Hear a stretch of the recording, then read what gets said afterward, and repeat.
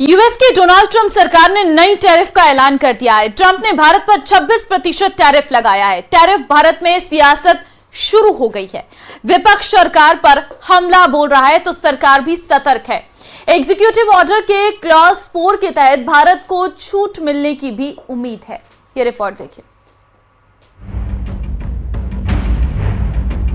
America की Trump सरकार ने आखिरकार टैरिफ का ऐलान कर दिया है। रेसिप्रोकल टैरिफ के तहत यूएस ने भारत पर 26% टैरिफ लगाने की घोषणा की। इस पर भारत में सियासत शुरू हो गई है। संसद में अमेरिका की नई टैरिफ नीति पर हंगामा मचा। राहुल गांधी ने इस मुद्दे पर लोकसभा में अपनी बात रखी और कहा कि नई टैरिफ नीति पर भारत की अर्थव्यवस्था पर असर होगा। तो कांग्रेस के अध्यक्ष मल्लिकार्जुन खड़गे ने भी सरकार पर हमला बोला। Suddenly decides to impose tariffs on us, 26%, which is going to completely devastate our economy. Our auto industry, our pharmaceutical industry, they're all on the line. Agriculture. जो इनकी दोस्ती है, गले मिलने का, बात करने का, हंसने का, फिर एक बार ट्रंप की स्लोगन देने का, ये दर्शाता है कि वो अमेरिका बिजनेसमैन है और वो हमारा कस्टमर फंस गया। प्रेसिडेंट डोनाल्ड ट्रंप ने नई टैरिफ नीति का ऐलान किया है। भारत के साथ ही कई देशों पर टैरिफ लगाया है। वियतनाम पर 46%, चीन पर 34%, ताइवान और इंडोनेशिया पर 32% टैरिफ का ऐलान किया है, जबकि स्विट्जरलैंड पर 31% टैरिफ लगाया गया। India, very tough. The Prime Minister just left. He's a great friend of mine, but I said, you're a friend of mine, but you're not treating us right. They charge us 52%. You have to understand, we charge them almost nothing for years and years and decades. And it was only 7 years ago when I came in, we started with China and charged them. We took in hundreds of billions of dollars from China in tariffs. And they understood, honestly. President Xi understood. He said, look, I understand, and the other countries, and they all understand. We're going to have to go through a little tough love, maybe, but they all understand. They're ripping us off. Tariff के ऐलान के बाद भारत भी सतर्क है। खबर है कि मोदी सरकार ने अमेरिकी टैरिफ पर नजर रखने के लिए कंट्रोल रूम बनाया है। ये समझा जा रहा है कि कौन सा सामान महंगा हो सकता है, जिसमें ये निकल कर आया कि 26% टैरिफ भारत के लिए पूरी तरह से झटका नहीं है। कुछ सेक्टर्स को नुकसान हो सकता है तो कुछ सेक्टर्स को फायदा भी हो सकता है। देखिए, यूएस का काम है, उनका अमेरिका फर्स्ट है, ट्रम्प साहब का, तो मोदी जी के लिए इंडिया फर्स्ट है। अब उसकी हम लोग समीक्षा करेंगे, फिर क्या उसका असर पड़ेगा, कैसे उससे निपटना देखा जाएगा। यूएस की नई टैरिफ पर सियासी बयानबाजी का दौर जारी है। आम आदमी पार्टी के सांसद राघव चड्ढा ने टैरिफ पर सवाल उठाए तो शशि थरूर ने कहा कि भारत पर इसका क्या असर होगा यह भी बताना मुश्किल है। बीते जमाने में हमें गाना सुना करते थे, अच्छा सिला दिया तूने मेरे प्यार का, यार ने ही लूट लिया घर यार का। भारत ने अमेरिका के साथ अपनी दोस्ती निभाने में, unflinching loyalty and undying friendship निभाने में कोई कसर नहीं छोड़ी। 11 फरवरी को मैंने ये भविष्यवाणी करी थी कि अगर ये ट्रंप टैरिफ वास्तविकता में बदल जाता है तो भारतीय अर्थव्यवस्था चरमरा जाएगी। मुझे लग रहा है कि ये चिंतित बात है कि चिंता करने की बात है कि ऐसे हो गया, लेकिन भारत को 9 महीने दिया गया था। जब मोदी साहब ट्रंप साहब से मिले व्हाइट हाउस में, उन्होंने कहा कि टिल द फॉल का मतलब नॉर्मली होता है अक्टूबर के आसपास, हम इस अभी जो 7-8 महीने बाकी है उसको 7 महीने जो बाकी होंगे हम अच्छी तरह इस्तेमाल किए, अच्छी तरह उपयोग किए, शायद हमें ये 26% का असर को मॉडरेट कर सके, कम कर सके। तो ये सब अभी आगे आने वाले समय पे दिखाया जाएगा। अभी टैरिफ पर सियासी तकरार जारी है। डोनाल्ड ट्रंप के टैरिफ ऐलान के बाद एशियाई शेयर बाजारों में गिरावट भी देखने को मिली। हालांकि भारत सरकार इस टैरिफ को कोई बड़ा झटका नहीं मानती।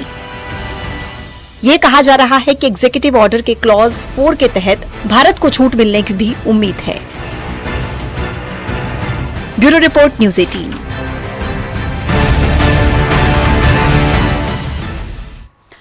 और जयपुर से बड़ी खबर, Rajasthan anti gangster task force को बड़ी सफलता मिली है। गैंगस्टर लॉरेंस और रोहित गुदारा का गुर्गा आदित्य उर्फ टोनी अरेस्ट किया गया है। दुबई के शारजाह में पकड़ा गया टिब्बा कॉलर आदित्य जैन उर्फ टोनी कुचामन सिटी का रहने वाला। टोनी दुबई में काट रहा था फरारी। रंगदारी वसूलने के लिए टिब्बा कॉलिंग करवाता था आदित्य जैन। करीब 1.5 महीने पहले मिली थी टोनी के दुबई में होने की सूचना। एजीटीएफ के मनीष शर्मा, रविंद्र प्रताप की टीम ने की आदित्य के दुबई में रेकी। शारजाह में होने की पुष्टि होने पर ली इंटरपोल और सीबीआई की मदद। एडिशनल एसपी सिद्धांत Sharma, inspector Manish Sharma, Ravindra Pratap Singh, Sunil Jangid, sub inspector Kamlesh, head constable Ramesh और कांस्टेबल सुनील की टीम को भेजा गया है दुबई। और आदित्य जैन को लेकर जयपुर पहुंची है एजीटीएफ टीम। आज सुबह करीब 11 बजे प्रेस कॉन्फ्रेंस करेंगे एडीजी क्राइम दिनेश एमएन।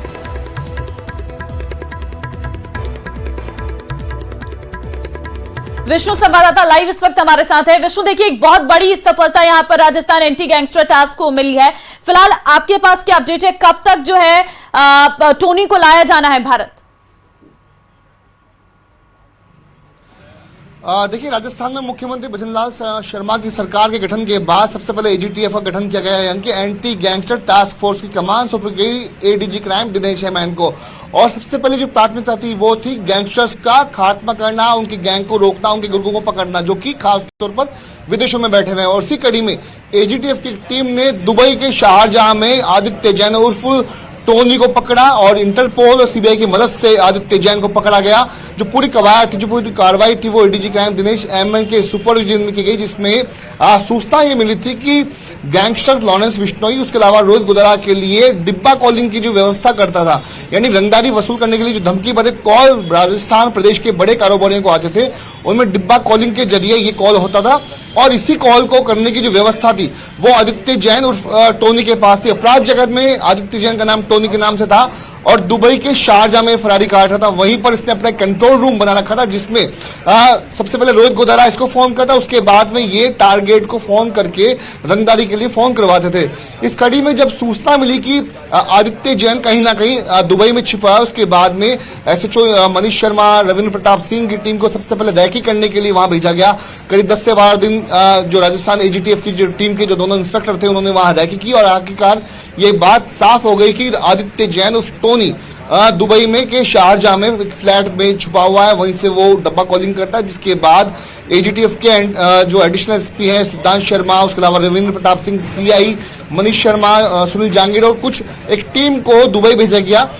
वहीं पर एजीटीएफ के जो एडिशनल एसपी नरोत्तम वर्मा, उन्होंने कहीं ना कहीं सीबीआई और इंटरपोल के जरिए पत्राचार किया। आखिरकार इंटरपोल की मदद से आदित्य जैन को पकड़ने में राजस्थान एजीटीएफ को बड़ी सफलता मिली है, जिसे आज जयपुर जो एजीटीएफ की टीम है वो जयपुर एयरपोर्ट लेकर के पहुंची है।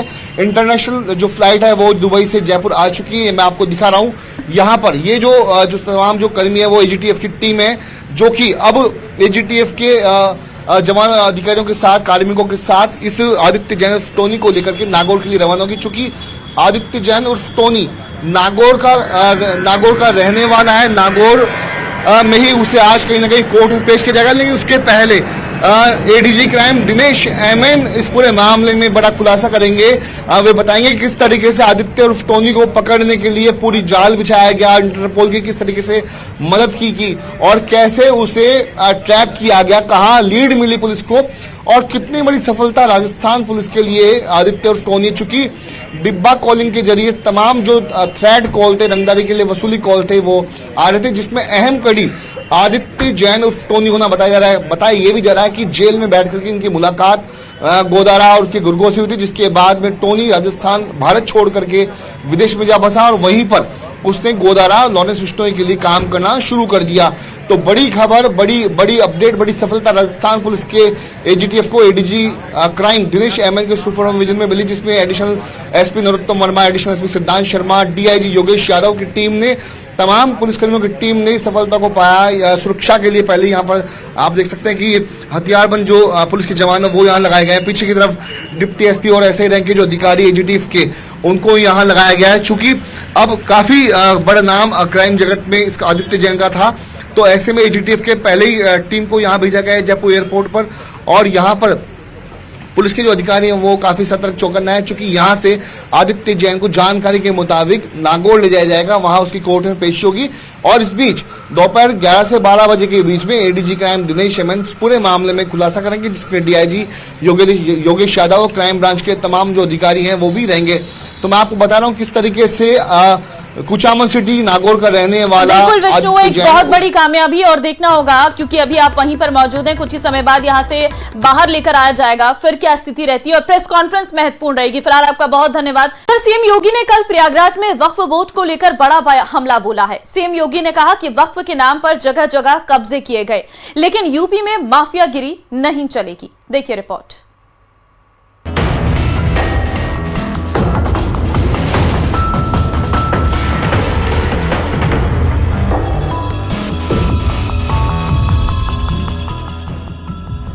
प्रयागराज में मुख्यमंत्री योगी का वक्फ बोर्ड को लेकर विपक्ष पर बड़ा हमला सामने आया। सीएम योगी ने कहा कुछ लोगों ने कुंभ की जमीन को वक्फ की जमीन बताया। कुंभ का आयोजन करने जा रहे थे, उस समय वो बयान दे रहे थे कि प्रयागराज में कुंभ की भूमि भी वक्फ की भूमि है। अबे हमने कहा ये बोर्ड क्या भूमाफिया बोर्ड हो गया क्या? वो माफिया प्रदेश में नहीं चल सकते। माफियाओं को तो हम पहले ही विदा करा चुके हैं प्रदेश से।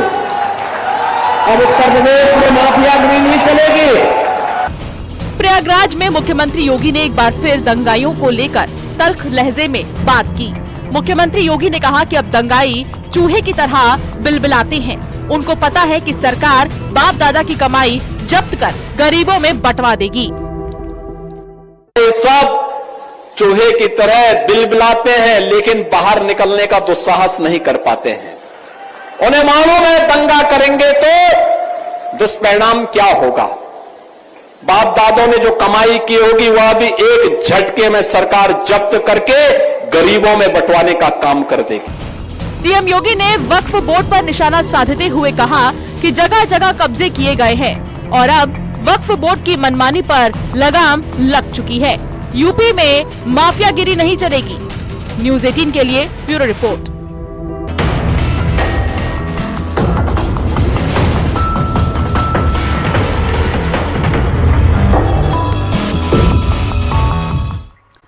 आगे बागेश्वर धाम के पंडित धीरेन्द्र शास्त्री ने हिंदू गांव बनाने के लिए अपने अभियान को शुरू कर दिया है। बागेश्वर धाम में पहला हिंदू गांव बनाने के लिए आधारशिला रख दी गई है, यानी बागेश्वर धाम में अगले 2 साल में पहला हिंदू गांव बनकर तैयार हो जाएगा। धीरेन्द्र शास्त्री का कहना है कि पहले हिंदू परिवार बनाए जाएंगे, उसके बाद समाज और गांव बनेंगे, फिर हिंदू तहसील, जिला और राज्य की स्थापना होगी और इसके बाद हिंदू राष्ट्र की परिकल्पना पूरी होगी। हिंदू राष्ट्र का सपना हिंदू घर से शुरू होता है। ये रिपोर्ट देखिए।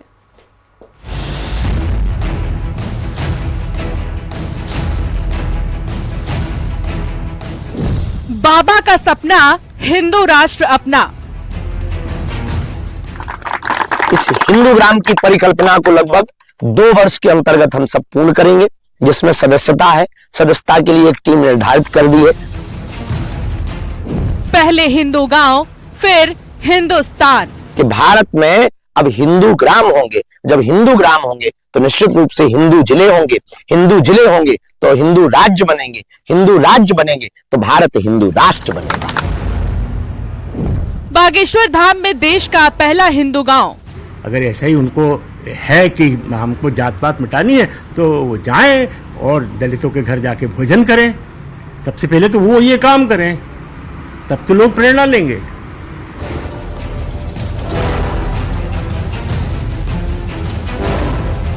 देखिए, बागेश्वर धाम के पीठाधीश्वर धीरेन्द्र कृष्ण शास्त्री जी सदैव समाज में सौहार्द के लिए और सनातन की प्रगति के लिए काम करते हैं।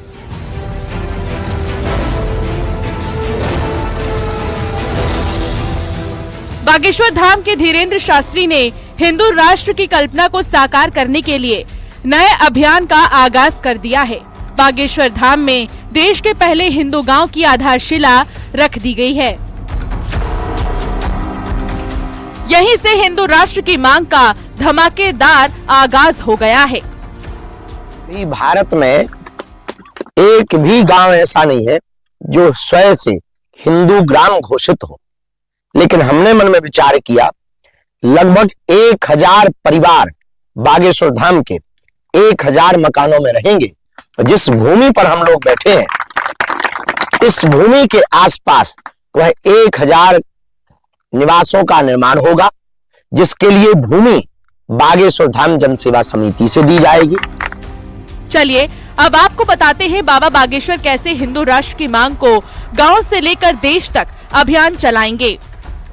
सबसे पहले पंडित धीरेन्द्र शास्त्री ने कहा हिंदू परिवार बनाएंगे, उसके बाद समाज और गांव बनाए जाएंगे।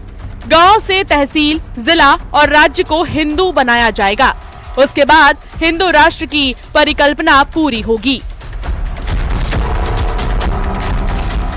धीरेन्द्र शास्त्री का कहना है कि हिंदू राष्ट्र का सपना हिंदू घर से शुरू होगा। यहाँ बनने वाले 1000 मकानों के निर्माण की लागत का सहयोग लोगों से लिया जाएगा। केवल मात्र इस बात का सहयोग लिया जाएगा कि आप निर्माण कार्य के लिए जो समिति तय की गई है उस समिति को मटेरियल का, सामग्री का आप जो है व्यवस्था करवा दें, तो पूर्णतया एक जैसे मकान 1000 मकान इस भूमि पर बनाए जाएंगे। हाँ, ये क्रय विक्रय हेतु नहीं है, इसलिए जब तक आपका जीवन रहेगा तब तक वो भवन आपका ही रहेगा बागेश्वर धाम के पास में। उधर हिंदू राष्ट्र की मांग पर अब प्रदेश में सियासत शुरू हो गई है।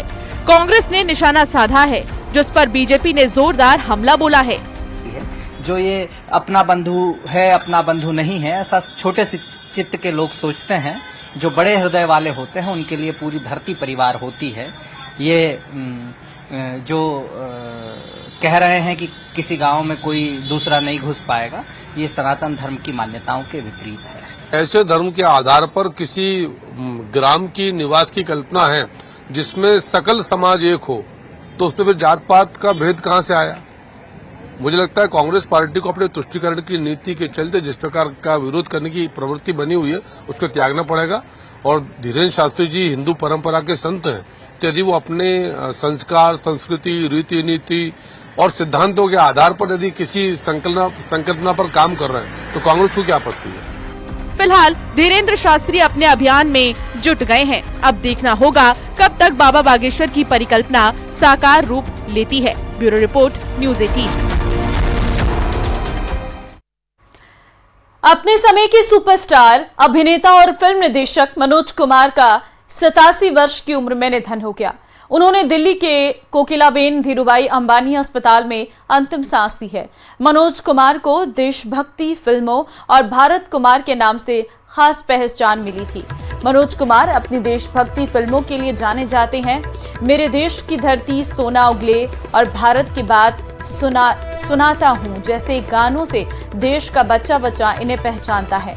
मेडिकल रिपोर्ट के मुताबिक भारत कुमार के नाम से मशहूर अभिनेता ने सुबह अंतिम सांस ली। उनके निधन की वजह दिल का दौरा बताई गई है। अनफॉर्चुनेटली मेरे फादर मनोज कुमार जी का देहांत हो गया है आज सुबह 3:30 बजे कोकिला अंबानी हॉस्पिटल में। वो अस्वस्थ थे काफ़ी टाइम से, लेकिन बड़ी शिद्दत से उन्होंने हर चीज़ का मुकाबला किया है और भगवान की कृपा है, शिरडी बाबा की दया है कि वो चैन से, आराम से इस दुनिया से गए।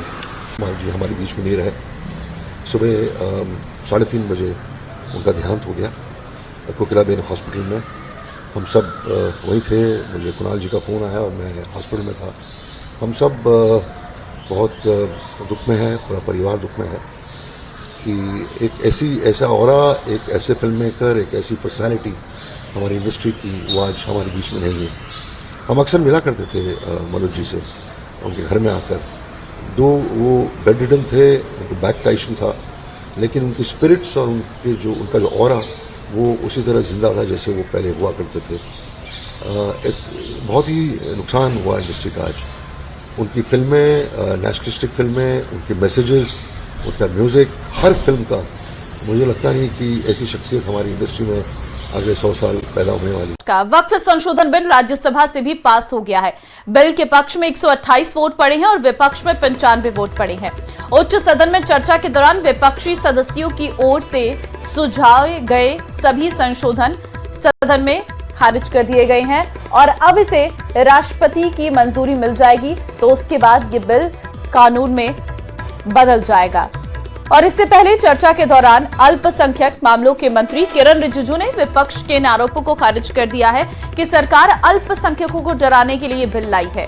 उन्होंने आरोप लगाया कि मुसलमानों को डराने और गुमराह करने का काम विपक्ष कर रहा है।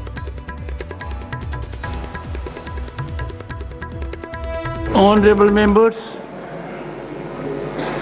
subject to correction, ayes 128.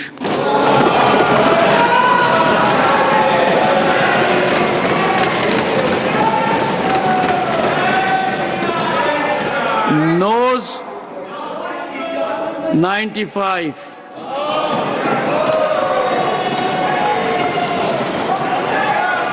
Abstention 0.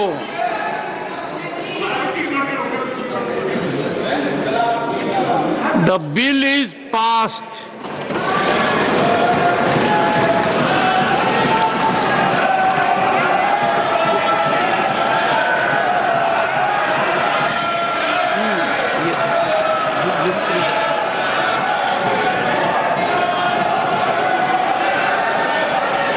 Let the lobbies be cleared. Lobbies be opened. Let the lobbies be opened. I shall now put the amendment. The bill be passed.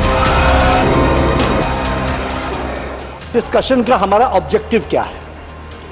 क्या ऑब्जेक्टिव पार्टी का इंटरेस्ट है या objective nation का interest है? हमको दोनों के बीच में तय करना है। मैं अपनी सरकार के बारे में मोदी जी के नेतृत्व में ये डंके की चोट पर कह सकता हूं कि यह बिल नेशन के इंटरेस्ट में है और उसके लिए हम लेकर के आए। हमारे प्रधानमंत्री जी, इनकी मैं बड़ी इज्जत करता हूं, हमेशा कहते हैं वन नेशन वन लॉ। तो अगर वन नेशन वन लॉ होना है तो बताइए भाई साहब कि ये केवल कहना कि मुसलमान ही वक्त दे सकते हैं, ये किस किस्म का लॉ है? ये किस किस्म का लॉ है? वक्फ बोर्ड जो है वक्फ प्रॉपर्टी को सही तरीके से चला रहा है कि नहीं, ये निगरानी करने के लिए वक्फ बोर्ड बनाया गया है। वो वक्फ प्रॉपर्टी को चलाने के लिए नहीं है। इसलिए ये बात को हम बहुत ही अच्छे तरीके से अगर समझ लेंगे तो बाद में हमारा चर्चा का स्तर भी वो ज्यादा अच्छा रहेगा। तो मैं तो यही अपेक्षा करता हूं सरकार से, खास तौर से, क्योंकि जो विपक्ष में बैठे हुए हैं वो कुछ बना बिगाड़ नहीं सकते, लेकिन जो इधर बैठे हुए हैं वो बहुत कुछ नुकसान कर सकते हैं देश का और संसदीय लोकतंत्र की जो मर्यादा है उसका। जो भी कानून ला रहे हैं वो कानून से अगर किसी को कोई पीड़ा हो, कोई तकलीफ हो तो न्यायपालिका तक पहुंच सकते हैं। और वही भारत का संविधान जो आप लेकर यहाँ पर सभी लोग दिखाने की और बात करने की कोशिश कर रहे हैं, तो वो संविधान का हम सम्मान करते हुए वो हमारा एक लक्ष्य होना चाहिए कि हम अच्छे कानून बनाए।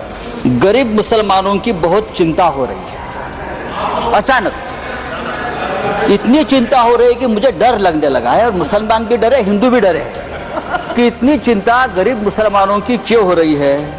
रिजू जी, मैंने आपका भाषण सुना, फिर गृह मंत्री जी का भाषण सुना। मुसलमानों की इतनी चिंता बैरिस्टर जिना भी नहीं करते। एक बार जब ये कानून लागू हो जाएगा, ट्रू सेंस में उनका जो गरीब मुसलमान है उनके बीच में काम होगा, और ये एक मैसेज, एक डायरेक्टिव, एक मैसेज गया है। जो भ्रांतियां थी वो भी खत्म हुआ है। सरकार माई बाप, यानी कि जो सरकार होती है वो लोगों की माई बाप होती है, मां की तरह ख्याल रखती है, पिता की तरह ख्याल रखती है। लेकिन अगर कोई सरकार अपने बच्चों को उसका गला घोटने पे उतारू हो जाए तो वो फिर सरकार निष्पक्ष सरकार नहीं है। सरकार ने इस बिल का नाम उम्मीद रखा है। मंत्री जी कल से इसे देश के मुसलमानों के लिए नई उम्मीद बता रहे हैं। नहीं मंत्री जी, न तो ये बिल मुसलमानों के लिए नई उम्मीद है और न ही उम्मीद की नई किरण।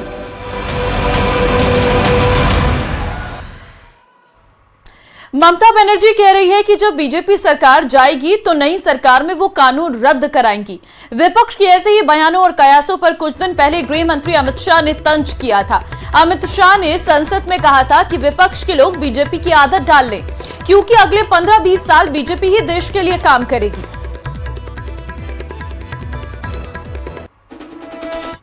कानून अगर बदलता नहीं है तो काल बाह्य हो जाता है और मान्यवर उनको ये होगा कि शायद हम आएंगे तो बदलेंगे। भाई बहुत देर है, 15-20 साल तक किसी का नंबर नहीं लगने वाला। आप जरा भी चिंता मत करिए, जो कुछ करना है हमें ही करना है लंबे से।